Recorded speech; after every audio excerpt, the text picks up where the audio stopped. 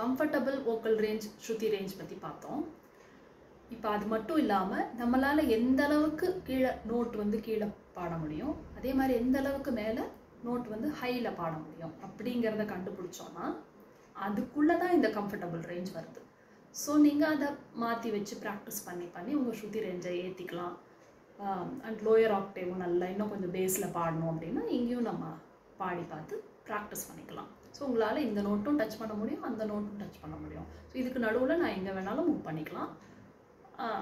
அந்த மாதிரியான ஒரு புரிதல் வரும். ஸோ அதுக்கு உங்களோட லோயர் ஆக்டேவில் எந்த அளவுக்கு இப்போ ஸ்ருதி வந்து இப்போ ஃபீமேலுக்கு எடுத்துக்கிட்டிங்கன்னா எஃப் மேக்ஸிமம் ஈல பாட முடியும். இப்போ வீணெல்லாம் வாசிக்கும் போது ஈல பாடி தான் ஆகும். ஈல பாடும்போது உங்களுக்கு கீழே போகிறதுக்கு கஷ்டமாக இருக்கும். சிலர் இன்னும் கீழே பாடுறவங்களும் இருக்காங்க. ஸோ நான் சொல்கிறது ஒரு வந்து ஒரு ரொம்ப லோ ரேஞ்ச் தான். ஸோ அந்த ரேஞ்சில் இன்ஸ்ட்ருமெண்டெல்லாம் இருக்கிற ரேஞ்ச். ஸோ அந்த ரேஞ்சில் பாடும்போது நீங்கள் அந்த ரேஞ்சில் உங்களால் கீழே எந்த வரைக்கும் போக முடியுது அப்படின்னு பார்க்கணும். அதே மாதிரி ஹையில் போகும்போது ஜி, இப்போ சி, டி ஷார்ப் இதிலலாம் எந்த அளவுக்கு நம்மளால் ரீச் பண்ண முடியுது, ஹையர் ஆக்டேவில் எந்த அளவுக்கு ரீச் பண்ண முடியுது அப்படின்னு பார்த்து அது ஒரு பாயிண்ட் ஃபிக்ஸ் பண்ணிக்கணும். ஸோ அந்த பாயிண்ட்டு இந்த பாயிண்ட் ரெண்டும் தான் நம்மளோட வோக்கல் ரேஞ்ச். ஸோ அதுக்குள்ளே நம்ம வாய்ஸை ட்ரைன் பண்ணனா நம்ம எந்த ரேஞ்சில் வேணாலும் பாட முடியும் அப்படிங்கிறது. அது எல்லாருக்குமே அந்தந்த வாய்ஸ் பொறுத்து அந்த ரேஞ்ச் வந்து ஃபிக்ஸ் ஆகிருக்கும். நோட்டு என்னால் என்ன பாட முடியும் அப்படின்னு கண்டுபிடிக்கணும்னா ஒரு இ ஸ்ருதியோ இல்லை எஃப் ஸ்ருதியோ எடுத்துக்கலாம். எடுத்துகிட்டு வச்சுட்டு அதோட பேஸ் சாவை பாடி பார்த்துட்டு சா அப்படி இது சாணி தாப்பா அது ரீச் பண்ண முடியுமா அப்படின்னு கேட்டால்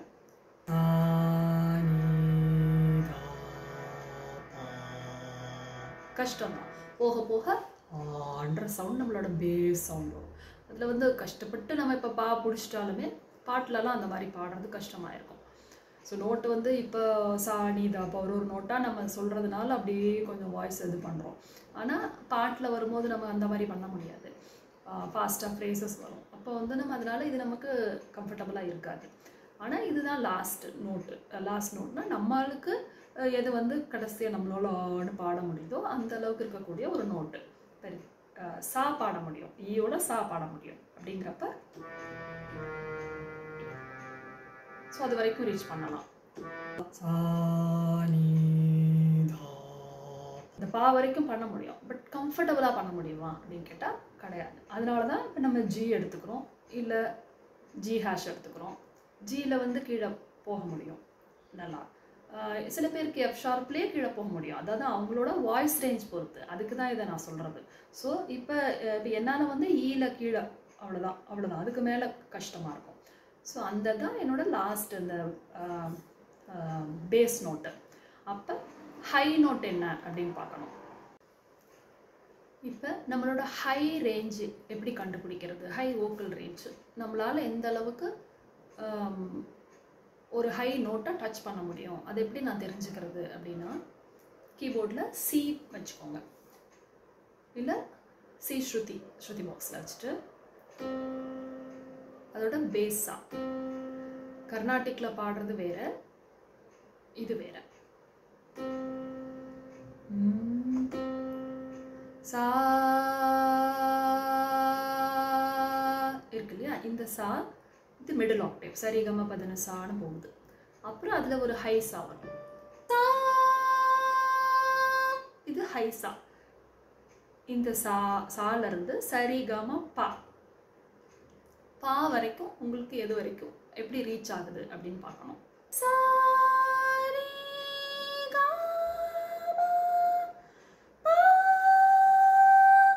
அந்த பா வரைக்கும் நமக்கு ரீச் பண்ண முடியுதா, இன்னும் அதுக்கும் மேலே பண்ண முடியுதா அப்படின்னு பார்க்கணும். அப்போ அதுதான் நம்மளோட ஹை நோட்.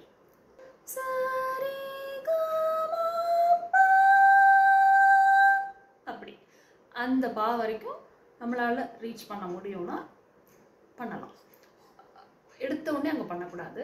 இங்கே ஃபஸ்ட்டு மிடில் ஆக்டேவ்லாம் ப்ராக்டிஸ் பண்ணிட்டு வந்து சியோட மிடில் ஆக்டேவ் ப்ராக்டிஸ் பண்ணிவிட்டு சியோட அப்பர் ஆக்டேவில் உங்களுக்கு பா வரைக்கும் ரீச் ஆனாலே நல்ல ஒரு வோக்கல் ரேஞ்ச் இருக்குன்னு அர்த்தம்.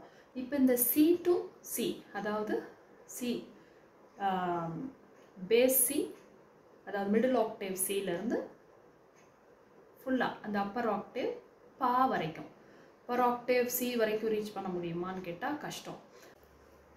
இப்போ ஸ்ருதிஸ் எப்படி ஐடென்டிஃபை பண்ணுறது அப்படின்னா, இப்போ சிலேருந்து அப்பர் சி வரைக்கும் ஒரு ரேஞ்ச் அப்பர் ஆக்டேவ் சி, சரிகம பதினெசா மிடில் ஆக்டேவ், சியோட ஹையர் ஆக்டேவ் இருக்குதுன்னு வச்சுக்கோங்களேன்.